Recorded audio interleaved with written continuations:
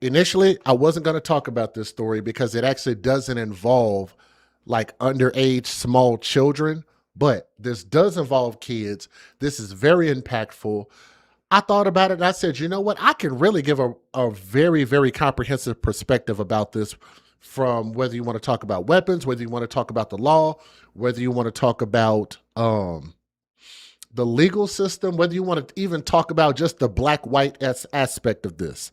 And I think that I'm probably going to give you guys the best perspective that you could probably hear anywhere on YouTube. So please make these stories go viral. Hit that thumbs up, hype this video. Let's talk about this. Austin Metcalf lost his life to the individual that you see there, Carmelo Anthony, not to be confused with the basketball player, spelled with a K.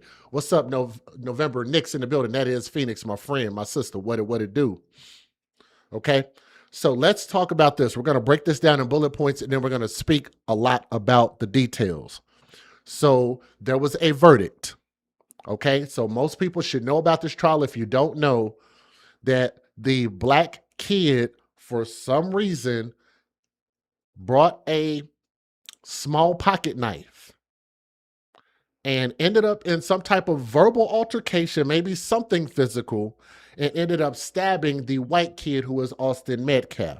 Stabbed him in the chest. He lost his life.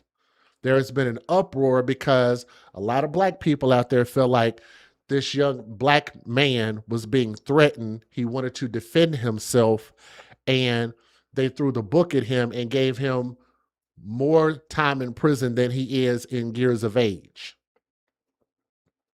for what they're saying is self-defense. On the other end, you have white people who are saying, in general, not all, but you have a lot of white people out there, because this is damn near a split black and white issue, except for when you have somebody like me who's not biased, okay? The white people out there are basically saying that you had this black kid who shouldn't have been where he was at. They ended up in an altercation, and he brought a weapon to a verbal fight, let alone a fist fight, a verbal fight, and stabbed the white kid unjustly and took his life. And now people are mad at the white people for wanting to get justice in the courts. And then once they got justice in the courts, now all the black people are saying and threatening them and mad at them. And you have images like this. If I can make that bigger on the screen, this is probably the most telling thing you can find on social media. I'm going to make this really, really big on the screen so y'all can see this. Thank you for showing some love, and thank you for allowing me to give my take on this. That's Miss Laney in the chat if y'all didn't know. Shout out to you. This perfectly describes this. You have a bunch of black people who are just mad at any white person who was supporting Austin Metcalf's family and advocating for justice against a person who was accused and now convicted of killing that young student who could have grown up to become something great, and maybe he was on his way to do so, but maybe both of these kids were, okay? This picture points that dynamic out perfectly. The verdict was 35 years in prison. Carmelo Anthony, again, not to be confused with the basketball player right there in the middle, was sentenced. And we'll get back to those cases here in a minute because they're very, very different. We'll talk about that dynamic here in a minute. He was sentenced to 35 years in prison for the 2025 fatal stabbing of 17-year-old Austin Metcalf at a Frisco, Texas track meet. Now, under Texas law, if you didn't know, he will be eligible for parole after serving half of that sentence. Everybody follow that so far? He'll be eligible after he serves half of that sentence, which is 17 and a half years, which equals what Austin's age was when he died. Honestly, and to be real with everybody in the chat, I don't see how anybody could think that that's a non-calculable number. Like that's like an off number. Like that doesn't make sense. That actually makes perfect sense. A year for every year of life that young man lived. And if you doubled his age, that would have at least given him an opportunity to be an adult and live some life. And he was just robbed of all of that behind something very, very stupid, something very, very senseless, okay? We'll get back to all of that. He faced a sentence of 5 to 99 years or even life in prison. Now, the reason why that's important is because of how this court proceeding went. So if he were to plead, if he were to get on the stand, all of these different things make a difference in what the outcome of the case could have been. So it could have been anywhere from 5 years minimum. It could have been all the way life in prison. Okay?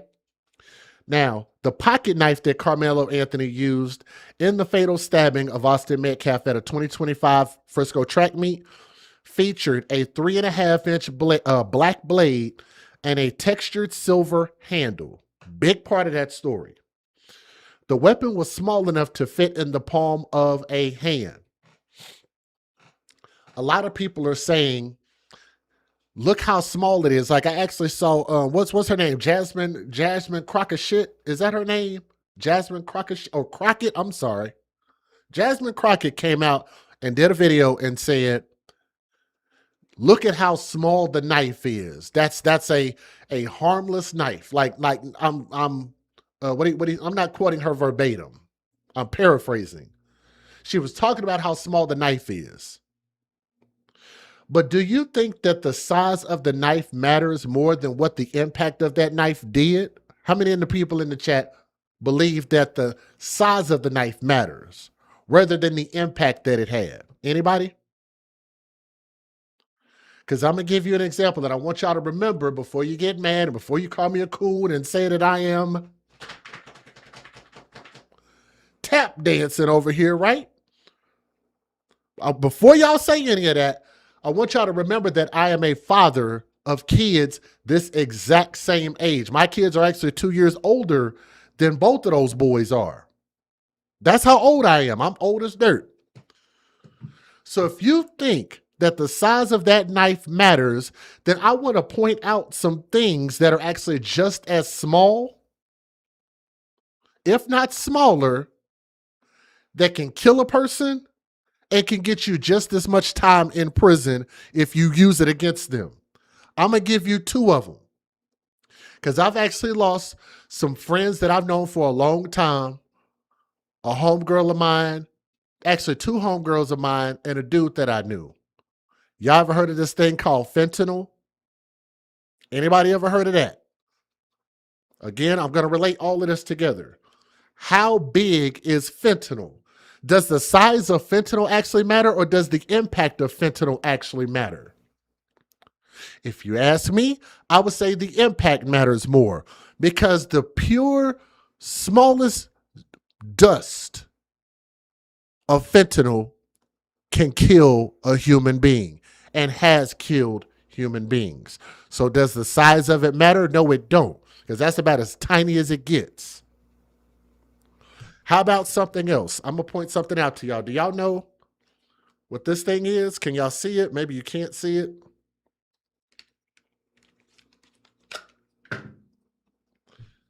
This is a small gun. Small gun. Very small gun. As you guys can see, fits into the palm of a hand, like the knife, right? This thing says weapon small enough to fit in the palm of a hand. Doesn't this look like it's small enough to fit in the palm of a hand also? This is a full-on gun.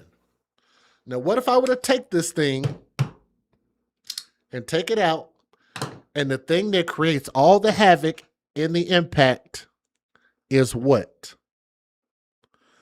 The bullet itself. How big is that? About 1/2 inch? But how often do these 1/2 inch little capsules, how often do these things do damage to people? I'm pretty sure if anybody is from Chicago, y'all can attest to this. How much damage can these little bitty bullets do to people? So does the size of this thing matter, or does the impact of it matter? A 22 could kill you. Yes, absolutely. Now, this gun is a much bigger caliber than a 22, even though it's small enough to fit into the palm of a hand.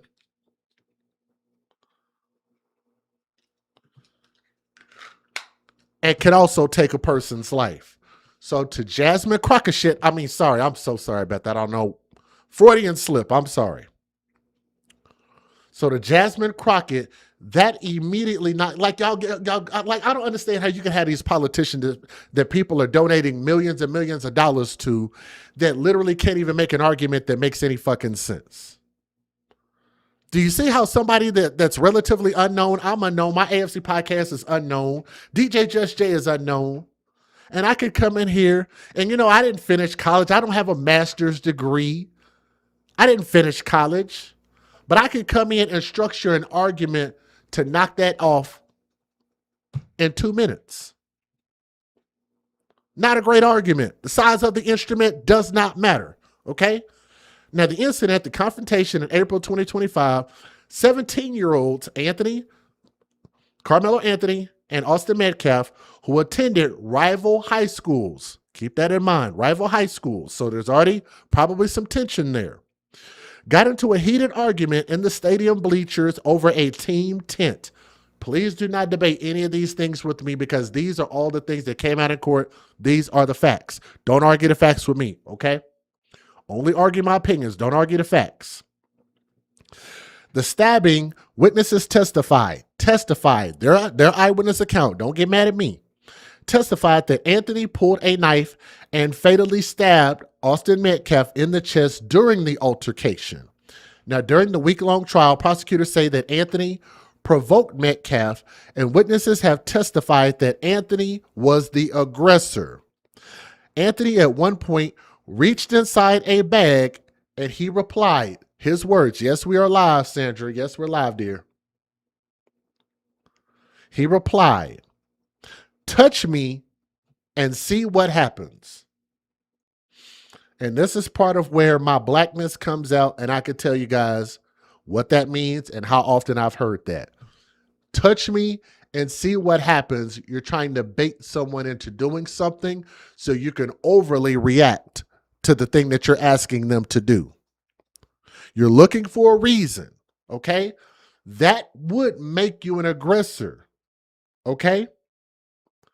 That automatically makes you an aggressor because it shows your mindset, it shows your intention, and you actually produce the ability to harm someone.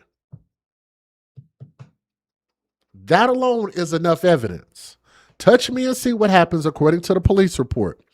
Metcalf pushed Anthony, according to witnesses, who said Anthony then pulled out that knife and stabbed him in the chest.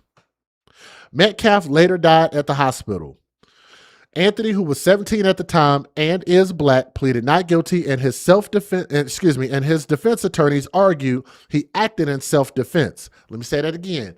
They say that he acted in self-defense, but I'm going to challenge that, like I just did, but we'll challenge it more. They were claiming that Austin Metcalf, who was white, was the initial aggressor. The verdict on June 9th of 2026, a Collin County jury rejected the self-defense claim and found Anthony guilty of murder. Anthony was sentenced, I think the same day, to 35 years in prison. Half of that would be 17 and a half years, which would equal what Austin Metcalf's age is. His attorneys filed an intent to appeal the conviction. The jury rejected arguments of sudden passion, which could have reduced his sentence. So if you guys are not familiar with what sudden passion is, it's basically where if a man walked in on his wife, if you're married, you walk in on your wife, you catch your wife cheating, and then you just blow up, you lose your mind, you weren't expecting this, you're surprised, and you end up hurting somebody. Maybe you even take a life. That would be considered because of something so traumatic going on that you weren't thinking clearly. Those type of things could potentially get a person, depending on what the situation is, less time in prison. Even that was considered that maybe he wasn't in his right mind, which I don't think that's a good argument either. That's a weak argument in my opinion. Here's the thing, for anybody who wants to believe that this young man is innocent, I'm going to go off of the facts. The fact is that you have to prove that your life was in danger. We'll get to that here in a second. Did you have an opportunity to walk away? And he did and chose not to. All right? So we'll get back to that here in a second. The jury, let's talk about the jury for people, because I want y'all to remember, I'm going to capture all of this. Anything you want to complain about, I'm going to capture it all. Y'all hit that thumbs up if you're watching. I guarantee y'all are not going to hear a breakdown like this. The jury was chosen to be impartial and not influenced by anything except the facts. How many people believe that in the chat? Do y'all believe they got that right? Because people are looking at it and saying, well, there were no black people there in the jury. But they still were chosen and went through with this because they believed that the jurors that they had were fair and impartial. Thank you and shout out to Sandra Childs for gifting that channel membership. It went to Ash and Emmy, so shout out to you. The jury was chosen to be impartial and not influenced by anything except the facts. They believe people of color could not be objective. No teachers either, because they might give biased grace to students. So that would be a bias. Let me explain. Do I have any Black Lives Matter people out there? Do I have any Black Lives Matter supporters out there? You can raise your hand in the chat if you are, because we're going to get into that too. One of my favorite things to talk about. You said, I hope people wake up to the government's trying to start a race war. You know what? I'm not even it's kind of been an ongoing thing. Like, I actually think that there was a lot less racism going on in the 90s, believe it or not. Maybe not in certain cities, but overall, I think we were doing better in the 90s, to be real with you. So I don't want y'all to get too offended, Black Lives Matter, but I'm going to tell you, the movement itself, not necessarily the people, because I know some people are good people, but you can sometimes be caught up in a movement that can do bad things. And that can happen with pretty much any movement, like Feeding America, like that bad movement, like feeding, what was that? Feed the Children was a bad movement. And honestly, in my opinion, Black Lives Matter was a bad movement. Yes. It was a bad movement because, and what's up? How are you doing in the chat? I see you. I see you. Good to see you. These were bad movements because they produced bad results. They took in money and didn't give the people anything. As an example, with Black Lives Matter, which it came out of the news, y'all found out that all of that money that those people were getting, they did not give that money to the people that they were advocating for, allegedly. Took that money and went and bought cars, houses, and bought extravagant things for themselves, for the people who ran those accounts. They just took the money and ran with it. Am I lying, or is that not the truth? So that would prove that that is a false movement to begin with. And I say this is thanks to Black Lives Matter with this story. Now, why would I say something like that? Because you can look at these stories when black people shouldn't be having, when you have criminals who have broken the law, that should not be having people get up and march. We shall overcome. This is the movement. This is the justice that we need. And you're supporting the wrong black folks. There are black people that deserve to be advocated for, like your Emmett Tills, like your Malcolm X's, like your Martin Luther Kings, and people like that, right? In my opinion, not your George Floyds. See what I'm saying? Not your George Floyds. I'm not saying the man deserved to die. But what I'm saying is that not everybody deserves to be advocated for. That was a waste of time, a waste of money, a waste of movement. We got nothing out of that. Spent a lot of money, got nothing for it. Because society looked at that and said, come on, man. Can y'all at least support a movement that actually makes sense? What's my girl's name that what was Sandra Bland, another dumb one. That was another dumb movement. So if you look at these movements, and the reason I'm bringing this up, because y'all can take this how you want to, you can get mad at me if you want to. What I'm trying to explain to you is let me bring the microphone up here a little bit. I got to make sure y'all can hear me. Can y'all hear me? I'm trying to explain to you, if you believe that this government is corrupt and this system is corrupt and these white people or whatever race of people that run this system are corrupt, then you have to understand how it works and operate in a way that makes sense, right?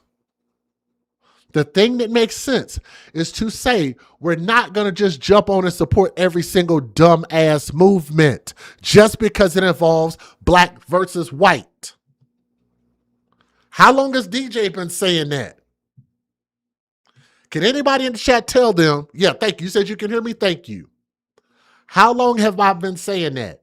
Be careful about these movements that you can't just support everything. Because when you support, what do they say? If you believe anything, you'll fall for everything. Is that not what they say? Let me say that again. I'm going to say it slower. If you can believe anything, you will fall for everything. As a macrocosm, as a whole, not all, society is looking at black people in this scope of, as long as it's something that happens to a black person, they're going to rally behind it and support it, whether it's a gangbanger, drug dealer, murderer, or anything like that.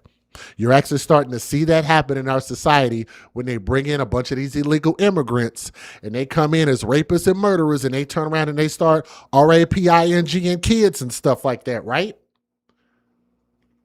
Y'all see that happening. Y'all hit that thumbs up when you come in, and shout out to y'all. Thank you, thank you, thank you. And you see that they're not telling ICE when they need to be deported, when they need to be out of our country, when they've done some heinous things. They leave them here in the country and say that they're citizens, but then they turn around and hurt your neighbors, your friends, your kids. Your kids end up missing. It's the same thing, and people look at it like, damn, that's dumb. Why are you supporting somebody who did things wrong? We had previously 4 years under the previous administration of looking and seeing people do things wrong, and we just act like, we're going to support it anyway. They believe people, this comes all back to the story. They believe that people of color cannot be objective, and I think that that is due to movements like Black Lives Matter that don't care about the morality or right or wrong. They just support a movement because. And now you have to eat crow. This boy now has to eat crow. Because maybe if you have some impartial black people in there, maybe this thing goes different. But because we can't be impartial and because we can't be biased, we've proven that we can't be biased. Why would you turn around? Because they can actually file a misjudgment on that. So we got to start pointing the finger at ourselves when shit like this happens and maybe they get it wrong. Okay. Now, Carmelo Anthony, here's a big one because I want to talk about this, and shout out to my guy in Oklahoma. Shout out to, I forget his name, Julius Jones from John Marshall High School, Oklahoma City, with that case. Shout out to him, and shout out to Paul Howell and his family. I definitely want to send some love out there to Paul Howell's family because Paul Howell did not deserve to die. Carmelo Anthony chose not to testify at his murder trial because his defense team determined that putting him on the stand would pose a massive legal risk. In his trial for the fatal stabbing of 17-year-old Austin Metcalf at a Texas track meet, his defense team relied on a claim of self-defense. Self-defense. Keep that in mind. We'll talk about her here in a minute. However, taking the stand would have exposed him to aggressive cross-examination from prosecutors, which carries severe risk.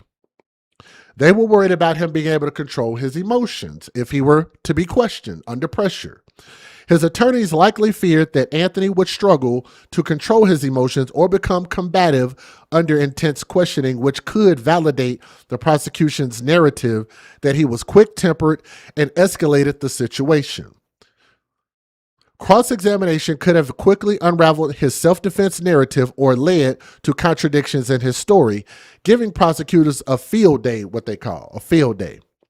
Under Texas law, successfully arguing self-defense often requires, so just so y'all know Texas law, and thank you for rejoining our channel membership. I see you incognito. Thank you. Much love. Under Texas law, successfully arguing self-defense often requires a defendant to outright acknowledge that they committed the act, which is a very difficult line to walk without testifying, but equally dangerous when subjected to hostile prosecution. Ultimately, his lawyers rested their case without having him testify, and a jury rejected the self-defense claim. Here's the thing. Here's the problem. If you now know, which we all know now, but if you knew this prior to, that this young boy, that this young man could still go to prison for 35 years, would you let him testify? That's the question. And I want y'all to remember Julius Jones, the young black man who was accused of killing the white businessman in Edmond, Oklahoma back in 1999 or 98. I think it was 99. Julius Jones was told by his attorneys, his lawyers, to not testify. Here's what I can tell you from what I've seen.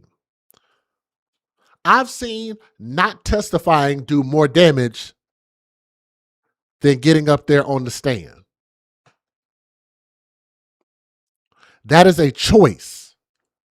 I don't know whether it was his parents that told him to roll with that decision or whether everybody just solely depended on the lawyers. Here's what I'm going to say as a father, and this is why I believe, and I'm going to speak to both of these boys. There are consequences for all of your actions and reactions, okay? So I try to teach my kids to be mindful about the things that you do, not to get into these skirmishes and arguments, and you can't avoid everything, but you got to try your best to avoid shit like this, okay? Because I'm a father of kids their exact same age. If you knew that it would end up like this, would you have testified? In Julius Jones's case, he should have got up there and testified. He should have got up there and testified and spoke his truth, right? Because if it is the truth, and this is the thing that I believe that you'll have to take to the grave. If if Carmelo Anthony was telling the truth, you should have no problem getting up there on the stand and speaking the truth. And I truly believe that a jury of impartial people will see that. That's what I honestly believe. It's not a perfect system, and it's not meant to be perfect, but it is meant to try to get it right more times than none. And especially in important situations like this. I would have absolutely asked him to get up there and speak on his behalf. Speak your innocence. Tell the truth of what really happened. If you cannot handle the truth of what happened, then this is why you got to start thinking these things out. But this is coming from a father's perspective. This is what you won't get at another podcast or another freaking video that you watch anywhere else. This is DJ Just Jay speaking from a father's perspective. If you can't handle the consequences of what you're doing, then don't do the fucking thing that you did to get there. Because you have a couple things here. One, with both of them being combative, if you can't handle the possible outcome of the black kid acting a fool or the white kid acting a fool, then maybe y'all shouldn't be engaging in the stupid arguing between high school rivals. Let alone the fact that you had a weapon there, which is very questionable. Again, don't talk about the size when you can't explain to me the size of a gun is the size of my hand and fits in the palm of my hand. Don't talk about the size. The knife should not have been there. If you had the knife, then you must have felt that things were going to be hostile, that you might have to defend yourself. Back in the day, guess what we had? You know what my parents did with me? Put me in martial arts. It was my choice to either use it or not use it. These and my feet. To fight it out, punch it out. You live to see another day. Your fat lip will heal up. The knot on your head will heal up. Your bloody jaw, your black eye will heal up. Your fist being gnawed up will heal. The soreness will heal up. Not so much so with a gun or a knife. It's not really a lot of coming back from that. When you use a weapon like that, you're intending to kill. Convicting him of murder was actually pretty damn easy. You had an opportunity to walk away, you didn't. You had a weapon on premises, you pull it out and threaten them. See what's going to happen if you put your hands on me. And it's showing your mentality. So if you don't want your mentality to show up while you're up there on the stand, then maybe these are things you shouldn't be doing. And if you did those things, then in my opinion, the man up above is going to do what he does best. You'll see justice one way or another, whether in this life, maybe they get it right in the courtrooms. But he knows what's in our heart. The man up, if you want to get spiritual or religious about it, he knows what's in our heart. If you did what you thought was right in your heart, you get up there and you speak the truth. You don't sit there and not testify and don't say nothing. If it's the damn truth, then just get up there and say what your lawyer said. Answer the questions. I felt like Julius Jones failed himself by not getting up there and speaking and testifying, because even he'll tell you that now. He wished he would have testified, and he didn't. Carmelo Anthony will probably tell you right now that he wished he would have got up there and testified, and he didn't. You can't undo that now. Let's talk about this appeal. Did he have effective counsel? They're going to say that he did, because what they're going to do is they're going to go through and they're going to ask, do you understand what this is? Do you understand what this is? Do you understand what this means? Do you understand what this leads to? And every single, this is the reason why, like, I don't know if y'all ever watch court TV, but there's a reason why these judges ask you all of these, do you understand this? Do you understand this? And they ask you like 10, 15 different questions. Well, do you understand this if you do this? Or do you understand this if you do? There's a reason why, because that is a lead up to, look, guys, he answered these 15 questions and literally said that he understood the consequences of each of these actions and each of these questions. Does everybody understand where I'm coming from? That was a knife. They showed the picture. Lies posted by his spokesperson. Yeah, did anybody deny that it was a knife? I don't think they did. If they did, then that was definitely wrong. Definitely.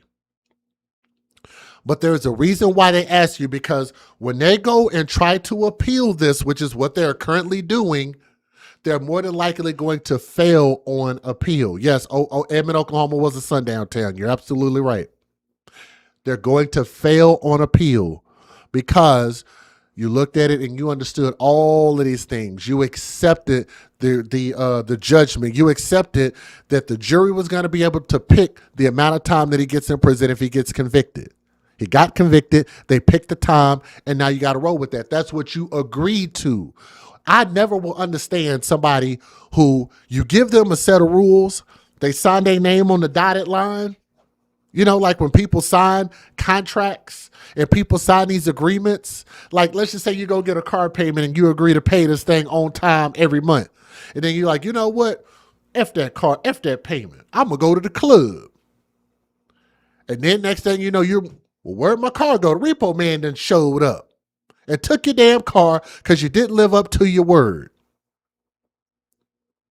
It's the same thing. You gave them your word that you understood, and you still went through with this, and you understood that by waiving your right to testify was going to lead to them making a choice on your life that you have no control over, because you scared him to think that he could face a life sentence. Well, I'm going to be real with you. Do y'all know how long a natural life sentence is? I'm going to test y'all in the chat while we're talking. Y'all hit that thumbs up if you're watching. Thank you to those who are in the chat. We're looking to bring some more people here. Please hype the video. Please thumbs up the video. Please.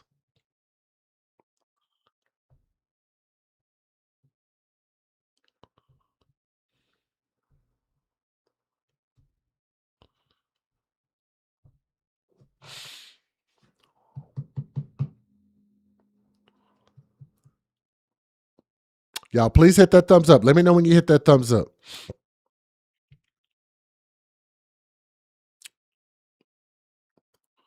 So if you understand that this is what you're signing up for, this is going to be the result. A natural life sentence is 25 years. It's not 99. A natural life sentence. So when they say life sentence, you ever heard somebody say 25 with an L? 25 with an L? A natural life sentence is considered to be 25 years. So if you already had that on the table, and your lawyer should have been smart enough to tell you, if you had competent lawyers, which I think he did, to tell you that this is what you face, you mean to tell me that if my life is on the line, that I'm not, that I shouldn't have a say so in what I saw and what I went through? Are you kidding me? I'm sorry. If I'm going to go down, I'm going to tell what actually happened. See something, say something. I have a story to tell, and I'm going to tell my damn story. I'm not going to sit there and let somebody else tell my damn story about what happened. Now, granted, maybe you do run the risk of getting emotional. It happens. But I'm going to tell my damn story. Because if you tell the story right, people will hear that. People will believe it. But I think that they ruined him by not allowing him to testify. 35 years sounds like y'all failed him. Meet the level of force with equal force needed to repel the opposing force. Did he do that? No, he did not. He met it with much greater force. And he met it while the dude didn't have a weapon apparatus.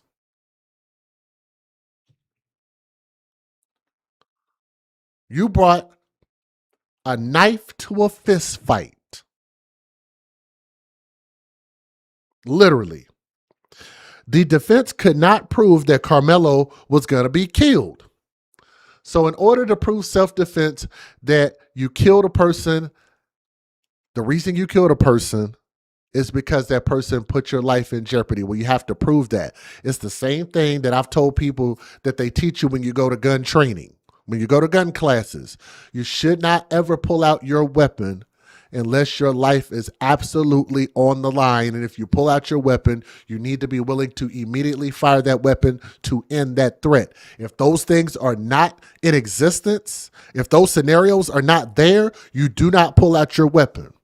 You don't fire warning shots. You know, people get a lot of prison time for warning shots. You get time for, I got a story. I'll talk about that here in a minute. But even firing warning shots could put you in prison just as long as actually shooting at someone and missing. I don't know if y'all knew that or not. So you met it with more force than what was actually there. And I don't think that nobody thinks that they're going to die during a fist fight. I'm going to assume that with them being high school kids, between elementary, middle school, high school, they've seen fights, maybe even been in some fights. If they're in sports, I'm sure you've had to been in at least one scuffle or two. You didn't die from a fist fight. You might think you might get embarrassed. You might think you might get hurt. Might have a knot upside your head or a bloody lip. But most times, people ain't thinking about, oh, I'm going to die if they get into a fist fight. These young kids with all of this adrenaline and youngness. No. Did he have another choice? Could he have walked away? And the answer is yes. You could have still walked away. He was not preventing. You say you never thought about that? So just you being here was totally worth it. Just you being here was totally worth it.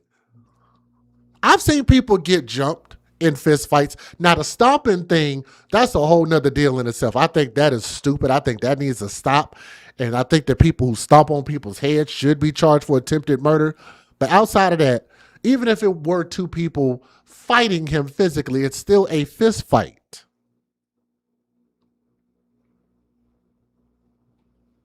No reason to present a weapon. Could he have walked away? Yes. So that is not self-defense. So that kills that argument. No pun intended. That ends that argument. So this whole deal with jury of your peers, does everybody understand what jury of your peers is? Because people think, oh, that means you have to have a black person there. That is not what the hell that means. How many people thought that? How many people thought that if a black person is on trial, there has to be a black person there? Let me take a sip of my Afro Pop, which is black owned company, since people gonna probably say I'm out here tap dancing. I love black people and I love black soda. Everybody with me so far? Grandma's House butterscotch soda. Excellent stuff. How many people believe that jury of your peers means that when a black person is on trial, there has to be a black person in the jury? Read the letter of the law. This is why people, you clearly didn't follow who? Who didn't follow the trial?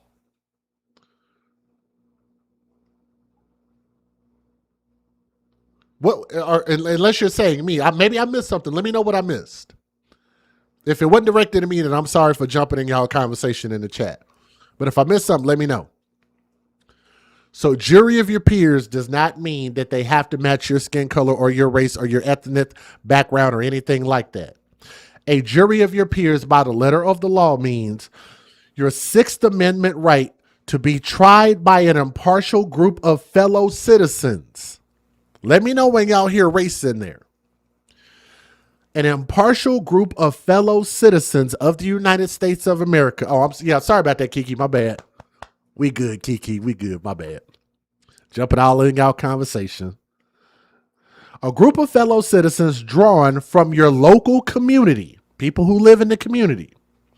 It ensures fairness by preventing the government from selecting a biased jury, but it does not mean that your jurors will share your exact age, race, or profession. That is by the letter of the law. How many of y'all knew that? Peers, P-E-E-R-S, simply means other ordinary adult citizens who live in your jurisdiction, such as your country or state. The pool of jurors must represent a fair cross-section of the community. Courts cannot intentionally exclude groups based on race, gender, or national origin. Impartiality, if I said that right, is the goal. You are not entitled to tailor-made a jury. You're not entitled to tailor-make a jury. The goal is to provide a jury capable of viewing the evidence objectively and decide the case fairly, which has nothing to do with race.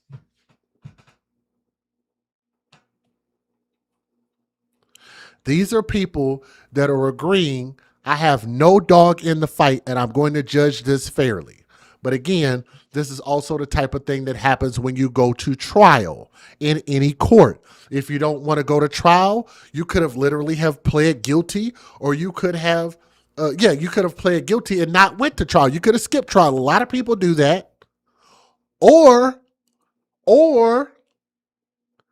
you could have not done the actions that would have led you in court, which would mean that none of this bullshit happens.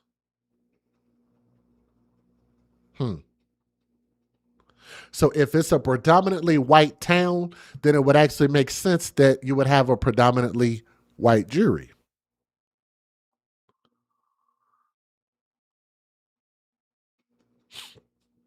Because I think most common sense, you say, don't live there if you don't, you said don't live there if you want a black jury. Great point. So if you're in this, have you ever heard of that thing, white flight? How white people will leave whenever black people show up to certain neighborhoods, and they'll leave and they'll go on their little separate way and form their own little towns and stuff. It's a real thing that has happened, right? It's a real thing that has happened. And they're like, you know what? We want to be around like-minded people, like-minded community, like-minded values, and all of that stuff. And black people will still go out of their way, in general, not all, to move into y'all laughing in the chat because you know it's true. They will go out of their way to move into those communities and ingratiate themselves where they may or may not be wanted. It's your legal right to do it. You could do it. But if people just maybe emotionally don't want you there, then hey. So if this is an all-white town and you moved to this all-white town and chose to be there, then yes, the majority of the peers would be white. That would actually make perfect sense. Y'all let me know what y'all think in the chat. If I pissed anybody off yet, has anybody unsubscribed yet or filed a lawsuit against me yet? Let me know. Let me give you guys the fair usage statement under 17 USC 107. And I don't think that I warned you guys about my type of content earlier, or did I? Let me see. I don't think I did. If you find this content offensive or controversial, which you might have already done so, viewer discretion is advised. That is your official disclaimer. So rewind it and act like you already heard that, all right? Let me show you the news videos because I think I only got like a couple. Oh, sorry, I'm taking myself off the screen. Here we go. That is not it. Video. Do I have the video here? Hold on. Give me a second. Let me fix it real quick. We're live. Sorry. DJ messing up.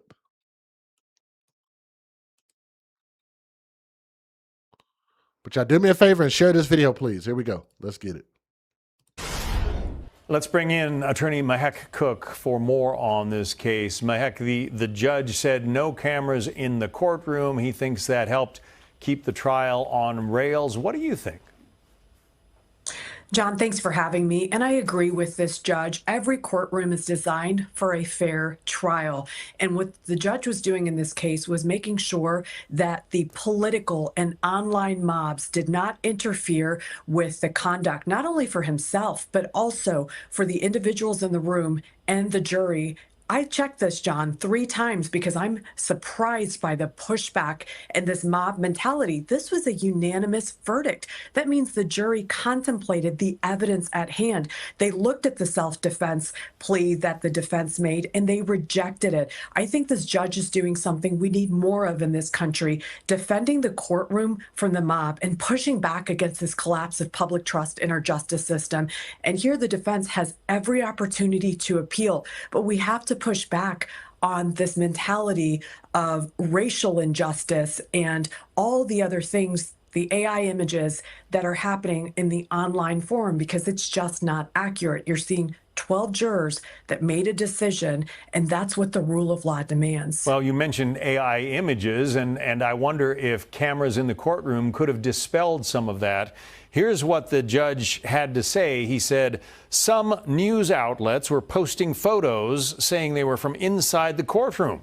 It wasn't my courtroom. It wasn't the witness. It wasn't their testimony. And that's tragic because, again, that just breeds the narrative that these people want to cultivate in our community to drive a wedge between us. Obviously, people were putting fake photos out there, AI images, but if you had had cameras in the courtroom, maybe that wouldn't have happened. Well, I got to tell you something, John. We see every single day the truth and what's happening on a large scale. When President Trump speaks, that's to camera, that's to the American people. And yet we have AI images and distortion from the truth. This is called media manipulation. And this younger generation and this mainstream media that really don't want the truth out there. So whether there were cameras or not, we were going to be fighting this mob mentality. It is a daily fight that Americans have today. This is why we turn to news outlets for the truth. And this is why the judge wanted to protect this trial. You could have opened it up. You could have had cameras, but we would have still had false narratives. The left and this mob is so good at this. We've seen this in so many other cases.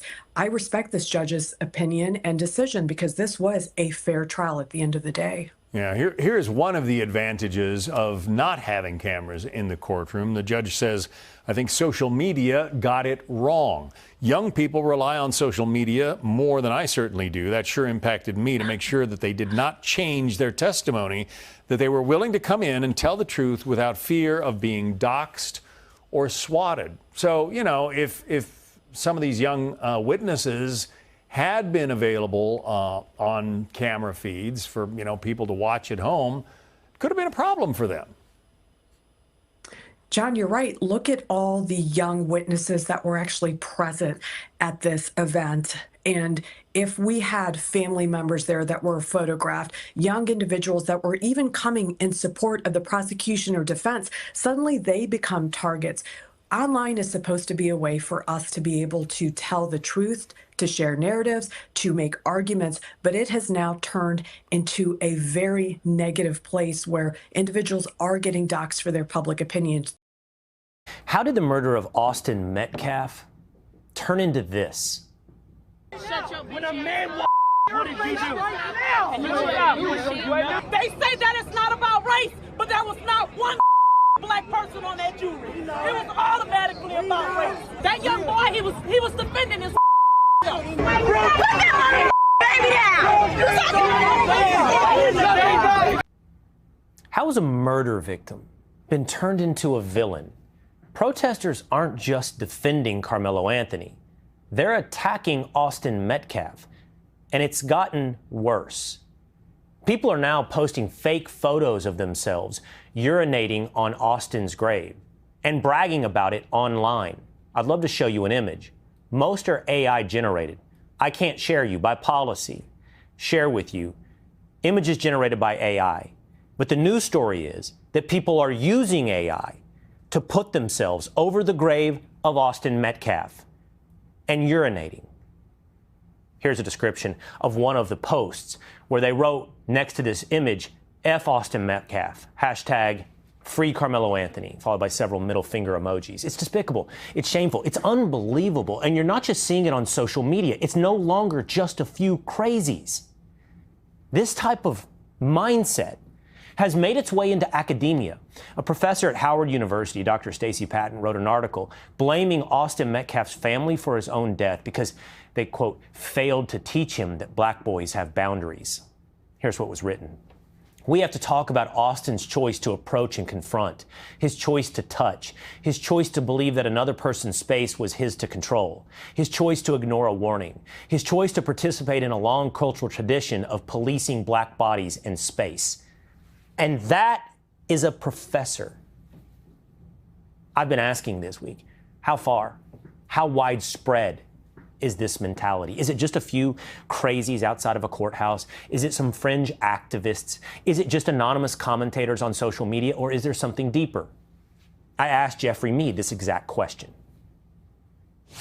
It's far more prevalent than I wish it was, and I think it's far more prevalent than it needs to be or what's acceptable. I mean, my guess, if I had to, I would say anywhere from 40 to 60%. Black Americans were operating on an outdated software. The majority of us, I would say. So we're operating as if it's 1910 when in reality it's 2026. 40 to 60% of black America, that's his estimate. And if that's accurate, that should concern every American.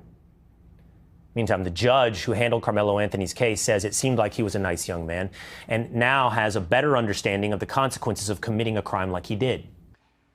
Be sure to like and subscribe for all the Fox News latest on YouTube and Carmelo Anthony is now locked away inside a remote Texas prison, staring down a future that could keep him behind bars until he is well into his 50s. A jury branded him a murderer.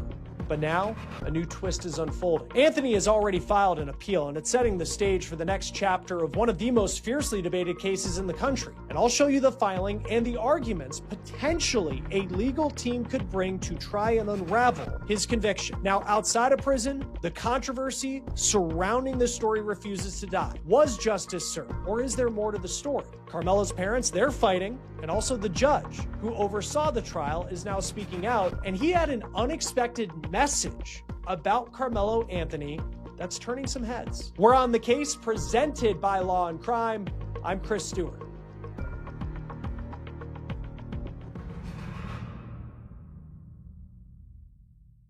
It took the jury less than 3 hours to find Carmelo Anthony guilty of murder, and then another roughly 3 hours to determine that his punishment would be 35 years in prison.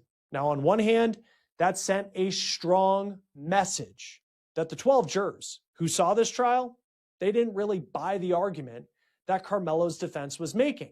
And now there are some new questions being raised, and especially being raised by Carmelo's parents, about how the defense approach this case that we're going to talk about here in a moment, because this story is only gaining steam and getting more attention since the verdict earlier this week. And I'm going to update you on everything that is developing right now. And Jesse Weber, host of Sidebar here on Law and Crime, he's going to be with me here in just a moment to talk through how this trial went and what an appeal potentially could look like. Y'all know y'all wrong. Come on. I swear to God, I'm sick of this.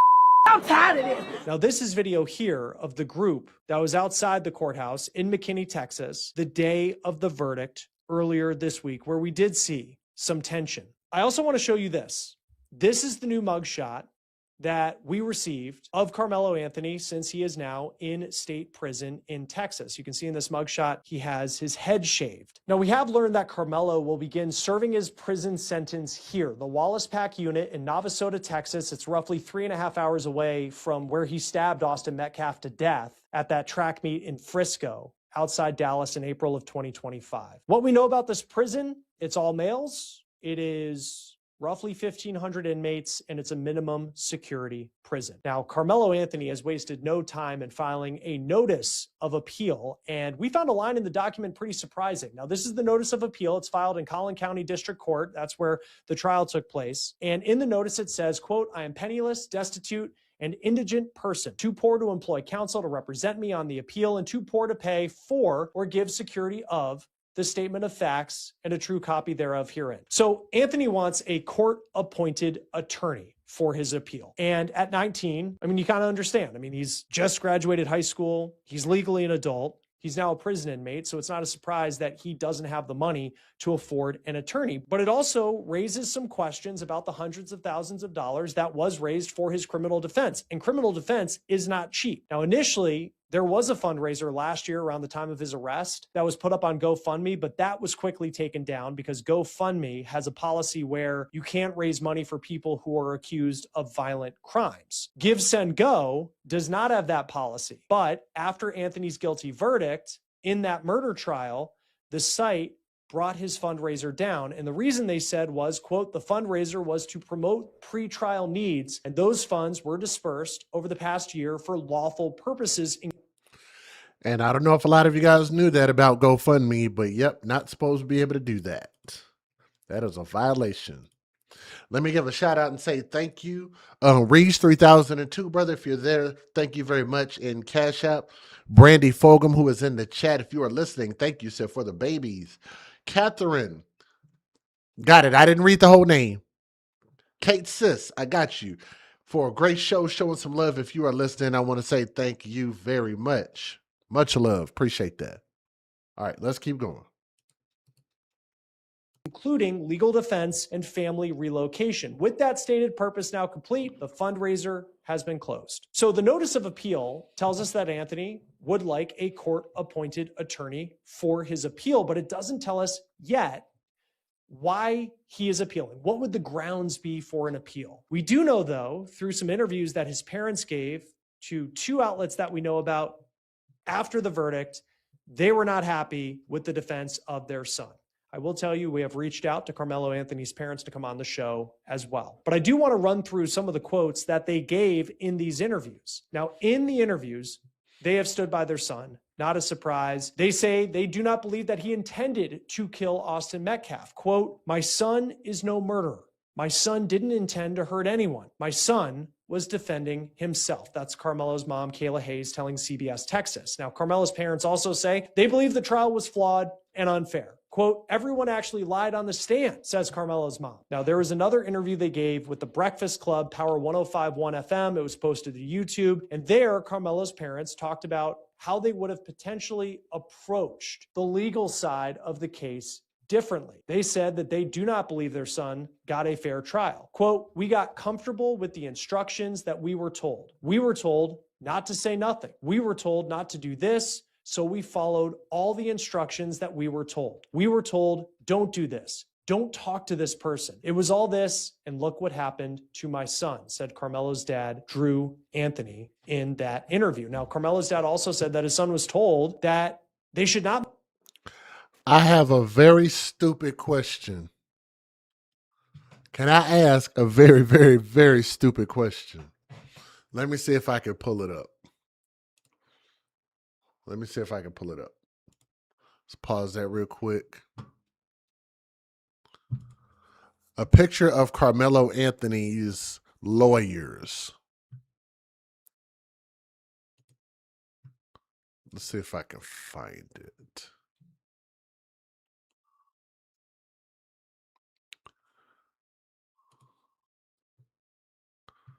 Is that one of his lawyers?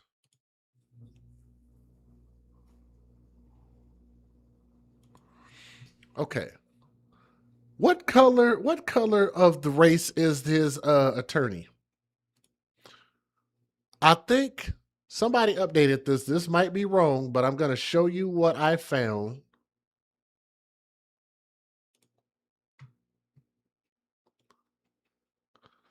I'll give the source so you can see it. Is this or is this not one of Carmelo's attorneys? This man. Agree or disagree?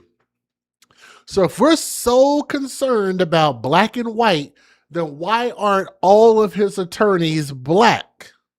You have a choice in who you have represent you. They are white.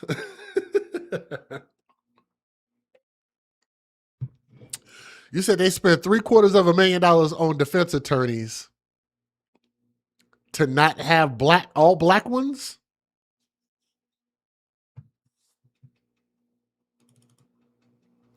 That's one of his attorneys.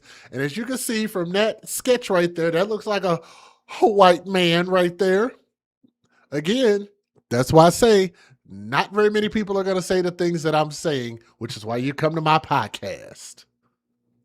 Make this case about race, and that was by their attorney. But he said that he believed that race played a role in the outcome. He said the family was advised to get a white attorney. It's unclear who gave that advice. Now, the family also raised some concerns in that interview about there not being a black person on the jury. We had a reporter in the courtroom throughout this trial, Cody Thomas of Court TV, and he reported that the jury was mostly white, wasn't all white, but mostly white. And there were 3 Asian women and 1 person who appeared to be of Middle Eastern descent and 1 other woman of color. The rest of the jury, they were all men and they were all white. So in the trial, the defense also called 6 witnesses. That is compared to the roughly, I think it was 21 witnesses that the state called as they presented their case. And in the Breakfast Club interview, the parents said they don't know why their attorney didn't call more witnesses. The Anthony family also says that they raised concerns with their defense attorney during the trial. They say after the trial, they were given a, quote, corporate answer by their defense about how things went. They didn't elaborate more on what corporate answer means. But they also said that they are looking for a new attorney for the appeal of their son's guilty verdict in this murder trial. In the interview, the family was also asked, I think, a pretty big question, and one that many people, no matter what you feel about the verdict, are wondering. Why did Carmelo Anthony not testify? Carmelo's dad said, quote, based on everything, he didn't need nothing, because everything they said when it's self-defense, they have to prove it. They never proved it. Now, it is unclear if it was ever in the plans for Carmelo to testify in this trial and whether it was the attorney who gave the advice that he shouldn't. But we have seen in many high-profile self-defense cases, and Jesse's going to join me here in a moment, we're going to talk about a couple of them, where the defendant does take the stand, and it can be the biggest moment of a trial and be the difference between innocence and guilt. And now the judge who oversaw this case is also speaking out. Judge John Roach of the 296th District Court says that he stands by the verdict that was found in his courtroom. He spoke to WFAA TV in Dallas, and he said in this interview something about Carmelo Anthony that we weren't expecting, considering the guilty verdict in this murder trial. Roach said that he stands by his decision as well not to allow cameras in the courtroom, saying, I know I made people mad, but I'm not here to make them happy either. Now, some had speculated, mostly online, that Roach had some kind of prior relationship with the Metcalf family, and he went on the record denying that, saying he had never met members of the Metcalf family prior to this trial, said he wouldn't have known Jeff Metcalf, Austin's dad, had he walked up to him on the street before all of this happened. And then he was asked whether he believes the jury reached the right verdict. And he said, quote, yes, they did, because they were picked based upon the law. They listened to the facts. It happened in this courtroom, and they got a verdict. Roach said. And he also said this about Carmelo Anthony, quote, "He seems like a nice young man who committed a crime, and he understands today more than any day before the consequences of committing a crime like he did." Again, Carmelo Anthony will be roughly 54 years old if he serves his entire 35-year sentence, and he will be eligible for parole in about half that, so 17 and a half years. Join us now to talk more about this is the host of Sidebar here on Law and Crime. Okay, let's go ahead and pause that right there. I thought I had cut some of that video, but it's okay. So at the end of the day, I think I've given you guys the most comprehensive look as to why this young man is guilty, why he does not deserve an appeal to have this case overturned or anything like that. The fact that even if you're going to make this whole black and white argument, then let's just go, if we're going to go black, let's go black all the way. Why not have a completely black defense team? To everybody else out there on social media that might be upset about the results, don't be mad about the results that this young man got in court. Be mad at the results of his actions. Be mad at the fact that he was carrying a knife. Be mad at the fact that he does not know how to walk away from a confrontation. Think about that as a parent, because the things that you are portraying on TV and acting a damn fool and using AI photos to pee on graves and things like that, don't think that your kids are always stuck on the phone. They're always in social media all day, every day. They're seeing this, and they're going to believe that this is how they're supposed to react to when they don't get their damn way. You can act any way you want to, and if you don't get your damn way, you get to act a freaking fool. And people gonna march in the streets for you, but here's the thing. What people can't do for you, they can't serve your time. They can't pay your fines. They're not going to be sitting in their prison cell with you. And on top of that, the lady that got disbarred, let me see if I can, not disbarred, but maybe she got fired. Who was the lady that got fired in the Department of Justice that said that she was going to take care of Carmelo Anthony?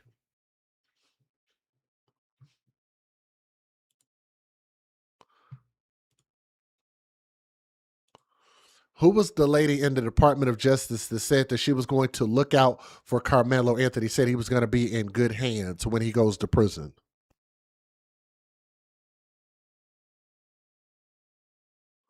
To prison. Damn, is this shit not working? Hold on. Who was the woman that was recently fired that said that she was going to look out for Carmelo Anthony when he goes to prison? The woman who was fired for her comments was Donna Robinson, a former parole supervisor. She posted a...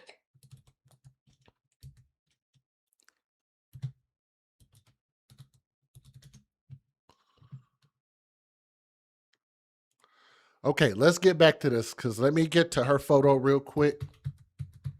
And we'll talk about that one screenshot here in a second. This is her right here.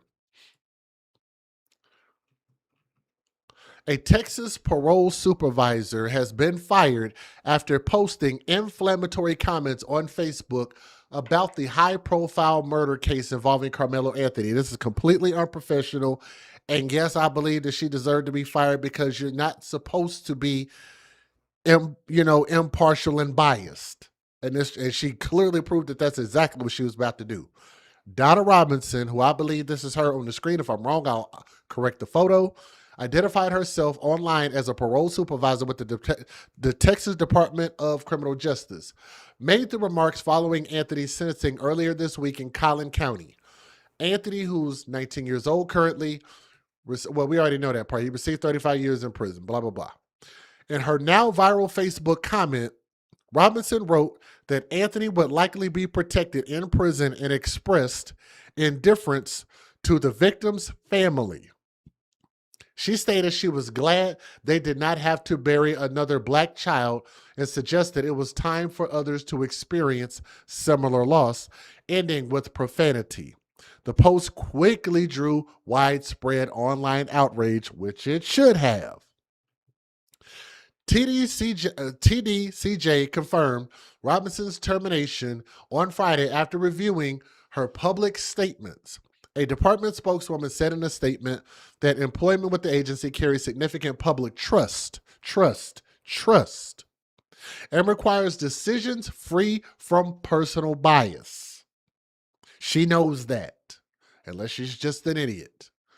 These statements are incompatible with TDCJ policy and values. They demonstrate bias and a lack of impartiality essential to the fair administration of justice in Texas.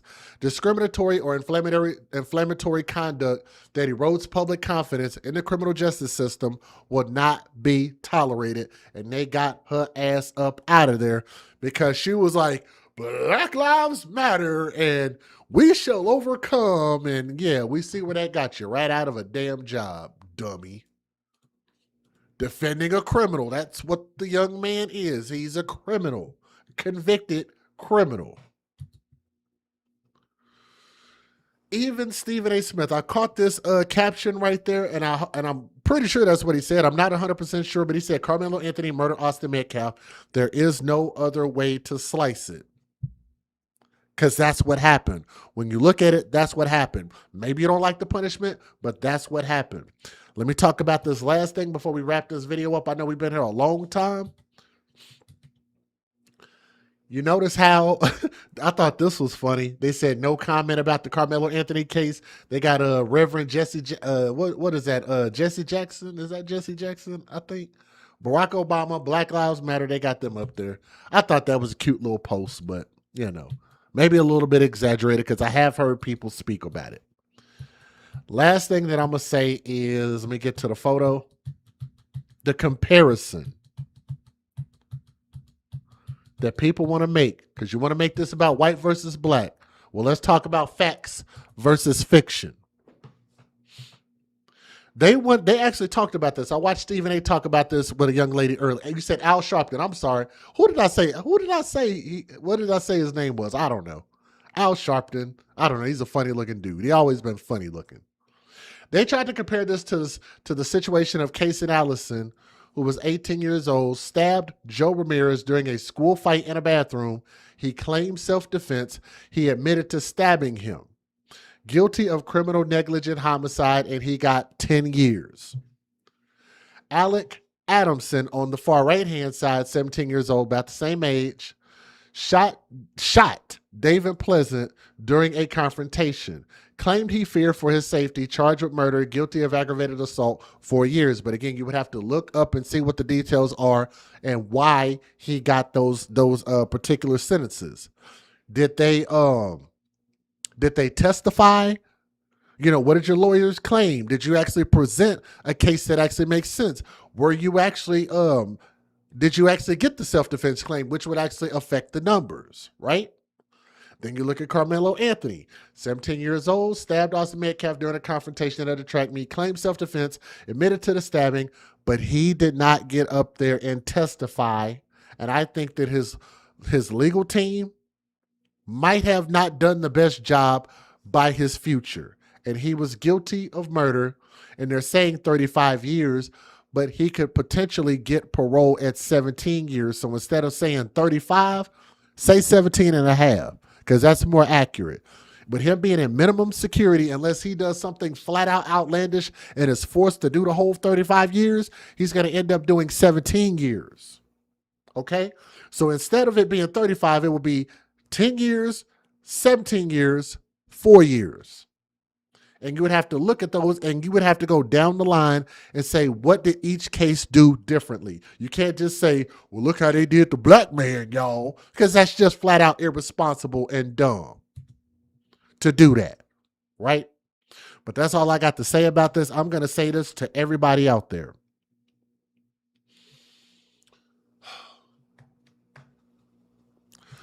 To people who could be as stupid to think that it's okay to harass a family that lost their son. They were victims, and you feel like, well, we're victims too. That don't give you the right because they didn't do anything to you.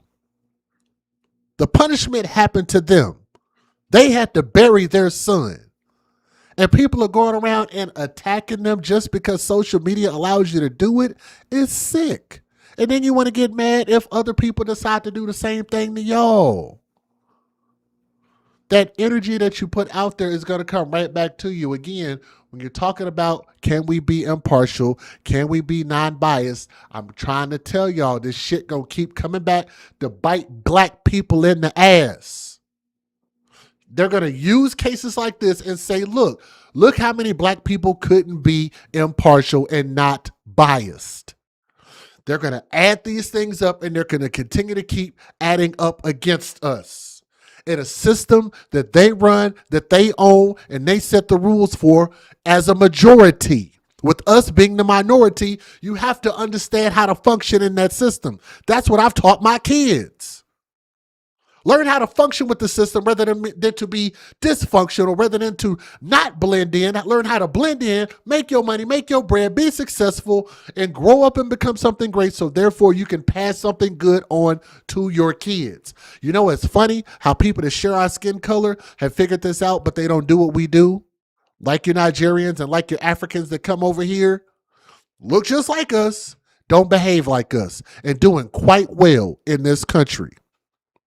As a community, I want y'all to think about that. There are people that are leapfrogging black folks and you don't even see it. Wake the fuck up. Stop attacking this family who lost their baby that could have grown up to become something great, just like Carmelo Anthony could have. And they could not put their differences to the side. I've been a counselor and I've counseled kids, black, white, Asian, of all races, from all places. I've counseled kids these ages and younger to learn how to interact, to learn how to compete, and still love each other at the end of the day. We got to start coming together. From my heart to yours, I love y'all. Thank y'all for listening to my commentary on the story. Please make it go viral and share it. Thank you.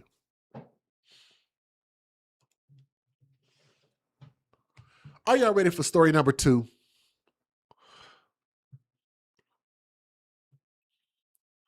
You said there were no black people on the jury, but again, when you're talking about the jury selection, you're talking about a jury of peers. Like, I don't know if you heard me read the part about like what it actually means to have a jury of your peers. They don't pick by race. Jury of your peers ain't got nothing to do with race. So I don't know if you heard me say that part.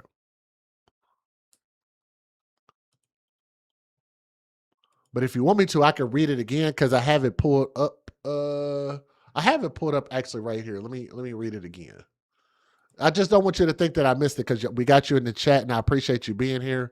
So I don't want to skip a part if there was a part that you missed.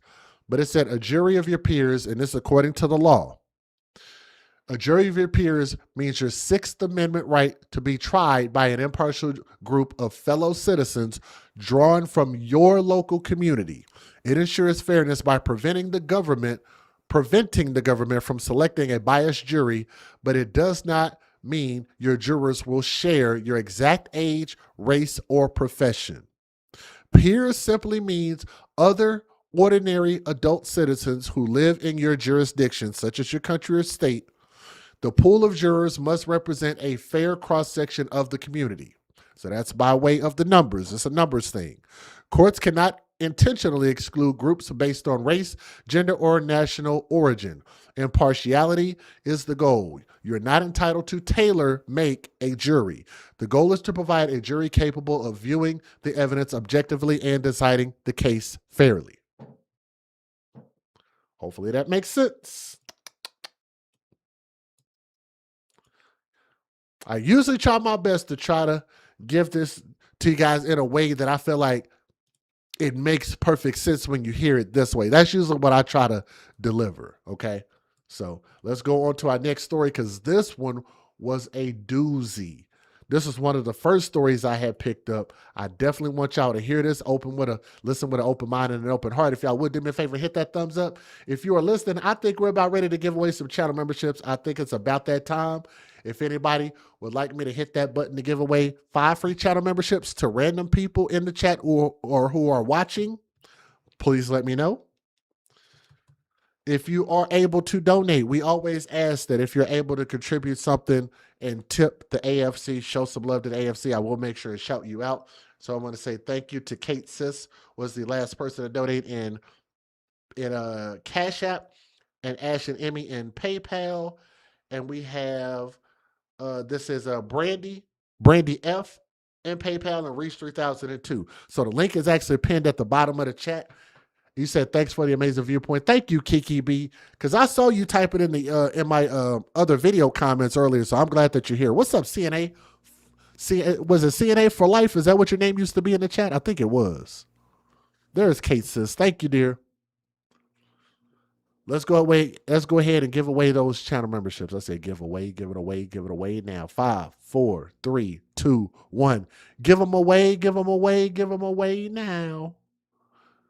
You gotta get it, put it in you. There's some people that ain't even in the chat typing, but it's okay. Shout out to Crazy Times. You are now a channel member. Shout out to Nature Productions. You are a channel member. Shout out to Rock City 17. You're a channel member. Glam Mac 1974. You're a channel member. And Lime Amoeba 7664. You are now a channel membership. All you got to do is just hit that. Thank you in the chat. I will see it. But there you go. And matter of fact, like I said, if y'all can get us to 200 thumbs up, I'll give away another 5. How about that?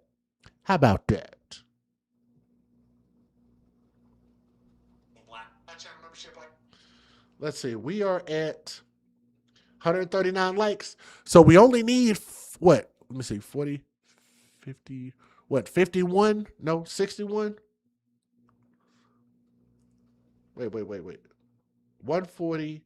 So, yeah, we need 60 more thumbs up. If we can get 60 more thumbs up, I will give away 5 more channel memberships. So how about that? We got time to do it. Let's go ahead and get to my next story because I got maybe 2 articles I'm going to read from. I'm going to pull up. I know people.com. Wait, because there was a 4th suspect. Oh, my God. Wow. What's up, Ruya? I know I saw you in there earlier. I see Island Girl in the building. Anybody else? If I missed you, Buddha, to Mary, Reyes, CNA for life. I got you. I remembered your name. Absolutely. There was a 4th suspect caught here. This is so sad. Let me see if it says it here.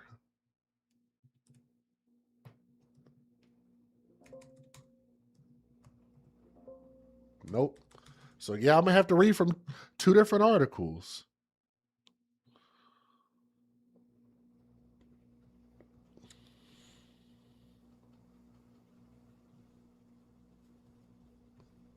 Yep. Because there was a 4th person arrested, and this is as of May the 7th, so this was 10 days ago, and this one was written, April. Wow, shit. Okay. Yep. So that's definitely an update. All right, let's get into this.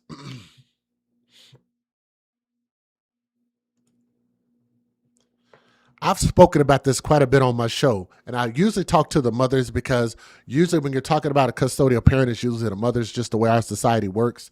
In this case, you have an active father, and I think the same thing would apply. But before I get into the details, I'm going to say some things that may or may not sit well with your sensibilities. But if you find my content offensive or controversial, viewer discretion is advised. That's your official disclaimer. Pause it, read it. Before we get to the details, that's that young man, beautiful little baby. In Indiana, and I'm reading this from Law and Crime, so shout out to Law and Crime. An Indiana man, a young man, went out on a date with that girl that ended in an ambush, and now 2 teenagers have been arrested and charged with his murder. Jarrell Pryor, Jarrell Pryor, Pryor, 25 years old. That young man with that bright smile. I mean, he's a good-looking father too, man. Young man. Just breaks my heart. He was shot and killed right after midnight on January the 25th during a date with this whore down at the bottom Her name is Alexis Hawkins, 19 years old, who is accused by police of setting Pryor up to rob him. This is the type of thing and causes death. This is the type of thing that I believe that the person who set this in motion, which is the woman, the ringleader, the master ringleader, should get a life sentence. She should get the worst sentence out of everybody. Even the person that committed the crime, they should either get equal or she should get more time for setting it up. Okay? In an official arrest affidavit, Hawkins was allegedly coordinating with her boyfriend. So this dude hit her up on social media and thought he was getting ready to go out on a date with a cute, pretty girl. You know, just sometimes when they say looks can be deceiving, this is one of those cases. She didn't tell this young man that she had a boyfriend, went out on a date. The boyfriend is 18 years old. So 19 and 18 years old, these people throwing their whole fucking life away.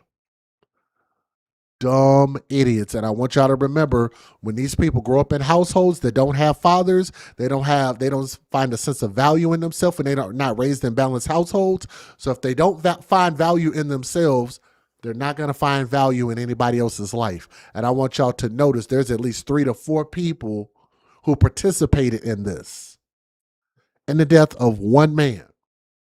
Where's Black Lives Matter running in? Is Black Lives Matter still in the chat? Hello, can y'all raise your hand in the chat? Somebody listening to me. Where's the marches on this? Where's the justice here? Is it because it ain't involving no white people, so we just gonna sweep this under the rug? I think the word Black Lives Matter, I know the organization stands for something else, but the word Black Lives Matter to me is the craziest, what do you call it? Hypocrisy. The words are hypocritical. There's that young broad right there. Just ratchet, ghetto, and dumb. And broke. Let's say that again. And broke. We're going to talk about how broke they are. Her 18-year-old boyfriend's name is Brian Winston Jr. Let me see if I can find, there you go. Tattoos on the neck, 18 years old. Oh, you know that dude on the right wasn't going to grow up to be nothing. When you got money to put tattoos on your neck, but you out here robbing folks, oh, you know you ain't shit. You ain't going to grow up to be nothing. Nothing but a number in the system. What do they call that? An inmate number. Should have tatted an inmate number right underneath his neck, because that's all he going to be doing with his life. She coordinated with her boyfriend on Instagram while she worked out a time to meet with Pryor. On the night of their date, Winston allegedly shot Pryor while he sat in his car, killing the young father. Shot him and killed him. Now, according to reporting by the news, police determined that Pryor and Hawkins were on a date based on their Instagram messages, but Hawkins was allegedly sending messages to another man at the exact same time. Like they can't figure that out. And just because you can unsend it don't mean they can't find it, because they can. Super easy to do, because that stuff never goes away. Let me remind y'all, the stuff that you post on social media never goes away, because I know people, even today, there was some bullcrap that popped off, dummies that don't realize that when you post stuff on social media, you can never take it away. Hawkins was allegedly sending messages to another man at the same time, making arrangements to rob Pryor while she was on their date. And this, according to the affidavit, identified that man as Winston. Now, after obtaining a search warrant on Hawkins' Instagram account, police also found that she had done Google searches for News Today near me, and shootings Keystone on the day of the shooting. Police also found that she allegedly sent messages to several people asking for a ride from a location near the shooting around the time the incident took place. When Hawkins was questioned by police on February the 6th, Indianapolis Star reported that she couldn't remember that night. She said she couldn't remember. She specifically said she didn't have any, and I want y'all to remember that she's lying. She should get more time in prison. For every lie that she tells, she should get a year in prison. For every letter that's in the lie that she tells, she should get a year in prison. She specifically said she didn't have any guns with her at the time, reportedly telling the police. No weapon to say I did anything. My fingerprints aren't on anything. Hawkins was asked by police if they would find fingerprints in Pryor's car, to which she responded, "It's not going to be on no weapon though." Yeah, selective amnesia, right. The news reported that when police asked about a message sent by Hawkins in which she said she was going to make a play, usually means robbery, just so y'all know, she stopped cooperating and requested an attorney. Hawkins was arrested in February and charged with murder and robbery resulting in serious bodily injury. Her next court date is May the 19th. But this thing gets way, way, way, way, way, way more complicated. If y'all thought it was just these two involved in robbing one young man, and I'm not victim blaming, not victim shaming,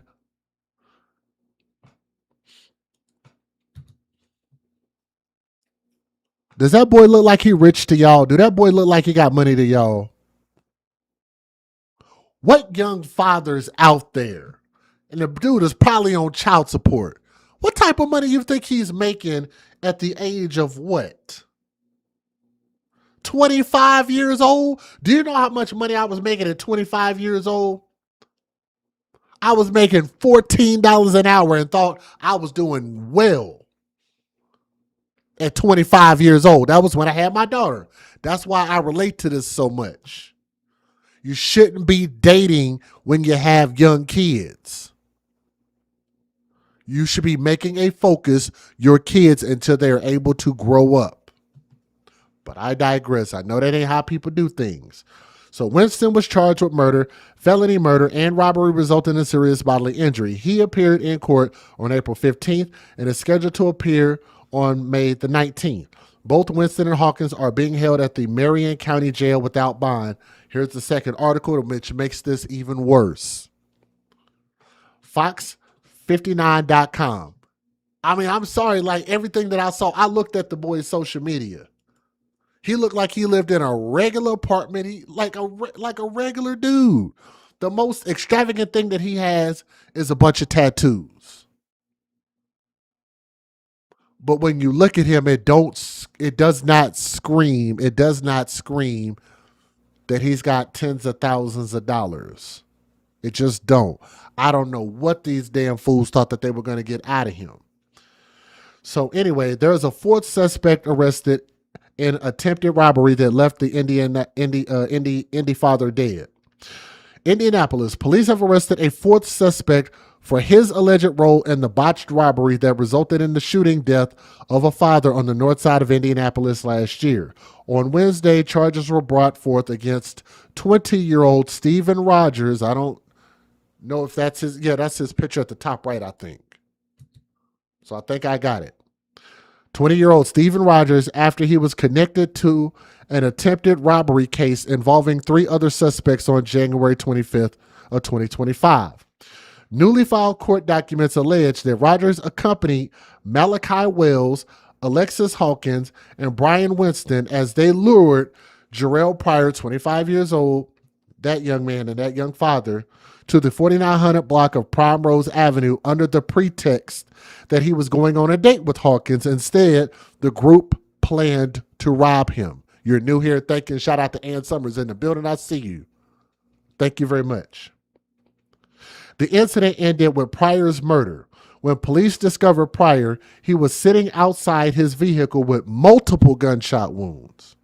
He was just 26 years old and a father of a 3-year-old girl, that little angel right there who's now not going to have a dad. Y'all keep talking about how these kids need fathers in their life. They just took a father who was actively involved in his daughter's life. Now, what is that little girl supposed to do about a dad? In the months since, police have placed Hawkins, the whore, Winston, the boyfriend, and Wells under arrest on their respective murder warrants after identifying them as suspects in the case. Court documents revealed that Hawkins, the woman, had arranged to go on a date with Pryor while planning to rob the victim with Rogers, Wells, and Winston. As part of the investigation into the deadly shooting, detectives sifted through multiple text conversations featuring Rogers, Wells, and Winston, where they discuss multiple references to setting up robberies, killing people, which is plural, different shootings, plural, and firearms, according to court documents. On November 11th of last year, police detained Rogers after his arrest warrant was approved. During an interview with police, Rogers reportedly denied having any recent contact with Wells or Winston, stating the last time he was with them was several years ago. But of course, they got text messages. They can prove it. These people are fucking dumb. Rogers was released shortly after the interview as police collected his cell phone for additional evidence in the case. As police continued collecting evidence allegedly linking Rogers to the fatal robbery, police conducted a traffic stop on the Uber that Rogers was riding in last month.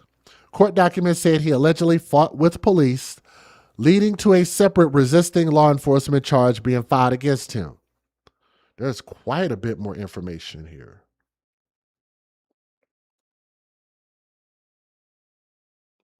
In a follow-up interview conducted with Wells on April 17th, he reportedly told investigators that he, Winston, and Hawkins were together on the night of the shooting and planned to pick up Rogers. Wells added that once they arrived at the arranged meeting location, Hawkins, the girl, reportedly entered Pryor's vehicle with the plan of shifting to steal the victim's vehicle. Oh, so if they were trying to steal his car, good God, man. Wells then said he overheard several gunshots ring out. Everyone eventually returned to the vehicle and they all sped away from the crime scene. Malachi stated that both Brian and Stephen gave stories about what happened at the car. Brian stated he and the victim were tussling. The victim grabbed for his gun, which is probably bullshit, and he shot him. Brian said Stephen came around the car and also fired his gun. Stephen told Malachi that he came around the car, saw the victim on top of Brian. He heard the victim say something about shooting, and Stephen started shooting. Wells claimed that he provided a gun that Rogers used that night, which he borrowed from another acquaintance. He then admitted that he, Winston, and Rogers participated in a robbery in December 2024, adding he is always the driver and that he would share in the profits, but he was never involved in the planning.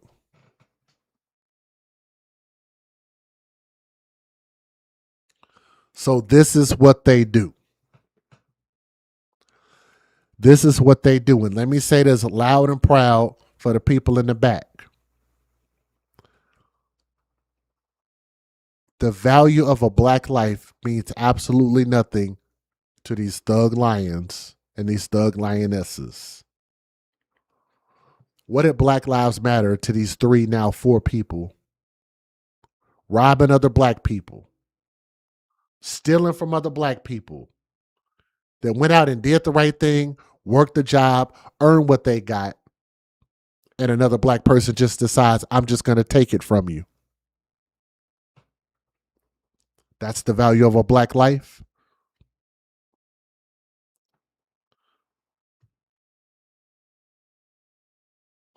Court documents show that Wells also identified Rogers to authorities in a photo array lineup. Wells appeared in court to corroborate the details Hawkins, the woman, provided during her separate interview. Hawkins claimed that she and Pryor were in the front seat of his vehicle talking when they agreed to move to the back seat.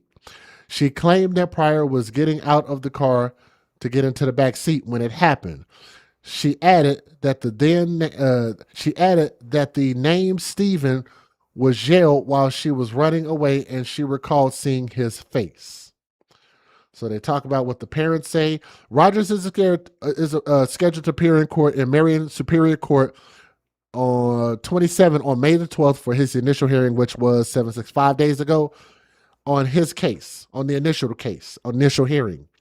Online court records indicate he was placed under arrest on Thursday and is currently on a no bond hold. He faces the following preliminary charges: 2 counts of murder, 2 counts of robbery resulting in serious bodily injury, a level 2 felony. The cases of each individual are still making their way through the legal proceedings over 1 year after the fatal encounter. Online court records indicate that the jury trials for Wells, Hawkins, and Winston are set to begin on July 21st next month. All three face felony murder charges and robbery resulting in serious bodily injury. Matt question. How many black lives have we lost? Him and 4 more. 5 almost fully grown black lives gone. 1 to death. 4 others are probably going to go to prison for natural life sentences, which they deserve. 5 black lives gone just like that. And a little girl, let me get back the little girl on the screen. And now this beautiful little girl does not have a father figure, a dad. Very, very sad. Fair use under 17 U.S.C. 107. Here we go. For this story, we take you to Indianapolis, Indiana, January 2025. According to court documents obtained by Law and Crime, Jarrell Pryor's murder began with a text and ended with an alleged deadly setup. Just hours before he was killed, police say Jarrell messaged a young woman he'd met online, 19-year-old Alexis Hawkins. The message was just 3 words: when you free. The affidavit says Hawkins responded. She told him when she was available and agreed to go on a date. But here's where the story takes a dark turn. Let me take a pause real quick. I wanted to shout out, I don't know if you're in the chat. Is that Ronique? I love how you advocate for the children and put light to the injustice of parents violating their children. Keep going. So if you were listening, Ronique, and I would say the last initial D, Ronique D, if you were listening to the sound of my voice in the chat, I want to say thank you very much. I did get your PayPal donation, so much love and thank you very much. All right, let's keep going. But if you're in the chat, type something in there so I can know that you heard me shout you out. I want to make sure and say thank you. While she was allegedly texting Jarrell, Hawkins was reportedly messaging someone else on Instagram, her boyfriend, 18-year-old Brian Winston Jr. Investigators say Hawkins was working out the details of her date with Pryor while secretly coordinating with Winston behind the scenes. Jarrell had no idea, no clue that Hawkins was in a relationship or that anything could go wrong. It was just a date, and maybe, if things went well, a chance to meet up again. But police say it was never about the date, it was a trap. That night, Jarrell met Hawkins in person. They sat together in his car, and shortly before 1 a.m., Hawkins' boyfriend allegedly appeared and opened fire. Jarrell Pryor, just 26 years old, was shot and killed. A young father, now gone. His daughter, just 2 years old, left behind. As police began their investigation, they discovered the messages between Pryor and Hawkins. They then obtained a warrant to search Hawkins' Instagram account, and what they allegedly found raised even more red flags. Investigators say she searched phrases like news today near me, and shootings Keystone, all on the day of the murder. Police also discovered that Hawkins had allegedly messaged several people asking for a ride near the location of the shooting around the time Jarrell was killed. When detectives questioned Hawkins the following week, she allegedly claimed she couldn't remember much about that night. She reportedly insisted she didn't have a weapon and told police, "No weapon to say I did anything. My fingerprints aren't on anything." When asked if her fingerprints might be found inside of Jarrell's car, Hawkins reportedly replied, "It's not going to be on no weapon though." But the moment investigators asked about a message she sent saying she was going to make a, quote, play, Hawkins allegedly stopped talking and asked for a lawyer. She was arrested shortly after and charged with murder and robbery resulting in serious bodily injury. Winston was charged as well with murder, felony murder, and robbery. Now, Jarrell's family is left to pick up the pieces. His parents, once looking forward to watching their son become the man and father he aspired to be, are now raising the little girl he left behind. His mother, Tamika Wiley, told WXIN, "I'm broken inside." And just weeks ago, Jarrell's parents celebrated their granddaughter's 3rd birthday, a milestone that should have been filled with joy, laughter, and her father's love. Instead, it was a day marked by absence. No Jarrell, no hugs from dad, just a little girl too young to understand why her dad never came home. Justice may come in a courtroom, but for this family, the real sentence is living without Jarrell.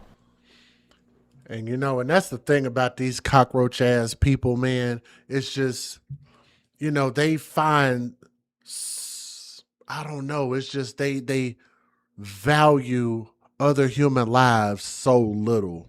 And it is just so sad to continue to keep watching that happen.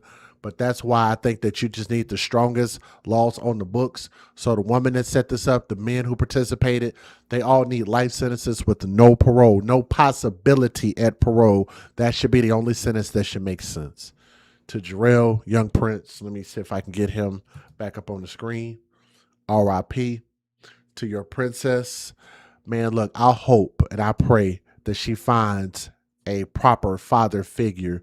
And I know the mom is going to really be struggling with that to try to raise her baby without the man that created that child, and that's kind of why I've been thinking about potentially trying to get into the foster care system now that my kids are grown, because I know that there are other kids out there that don't have a dad and don't have an opportunity at that, and I want to try to continue to just give back. Like, even I don't even know if I want to have no more kids. There's so many kids out there that need a father figure. Does everybody kind of understand where I'm coming from? There's so many kids out there that already need father figures. And I think that maybe that's where I can kind of contribute in the world. But again, my heart breaks for this family. Beautiful little girl. Keep that baby in your prayers, okay? Thank you guys so much for listening to this story. We'll probably give you a conclusion, especially once those 4 jerk-offs get life sentences. Thank you.